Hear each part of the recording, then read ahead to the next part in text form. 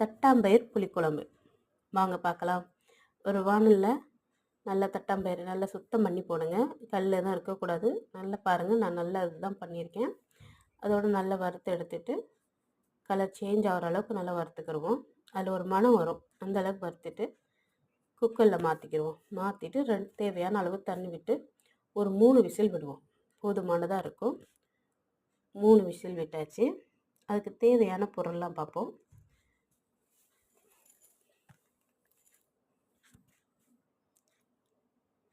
பாருங்கள், இந்த அளவுக்கு வெந்திருக்கு.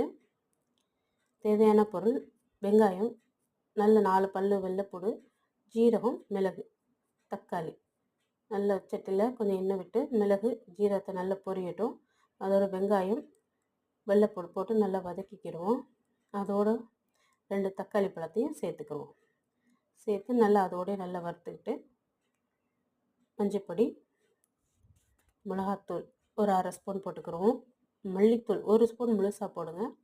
போட்டு நல்லா வதக்கிக்கிட்டு அதை நம்ம மிக்ஸி ஜாரில் மாற்றி நல்லா அரைச்சி வச்சுக்கிடுவோம். அது மாதிரி அப்புறம் கொஞ்சோண்டு எண்ணெய் விட்டு கடுகு, வெங்காயம், மிளகா வத்தல், 2 கருவேப்பிலை சேர்த்துக்கலாம். நல்லா அதை வதக்கி அதுக்கப்புறம் தட்டாம்பயிறு, வேக வச்ச தட்டாம்பயிறு அதோடு சேர்த்துக்கிட்டு நல்லா ஒரு கிளறி விடுவோம்.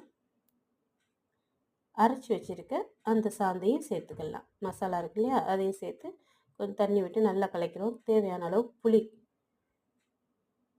உப்பும் சேர்த்துக்கிறோம். புளி சேர்த்துக்கலாம், நல்லா பார்த்து சேர்த்துக்கோங்க. தேவையான அளவு மட்டும் இருக்கட்டும். நம்ம இதில் எதுவுமே காய் எதுவும் சேர்க்கலை, வெறும் தட்டாம்பயிறு புளிக்குழம்பு. இதுவும் நல்லா ருசியாக தான் இருக்கும். நல்லா ஒரு 10 நிமிஷமாவது நல்லா வேக விடுங்க, அருமையாக இருக்கும்.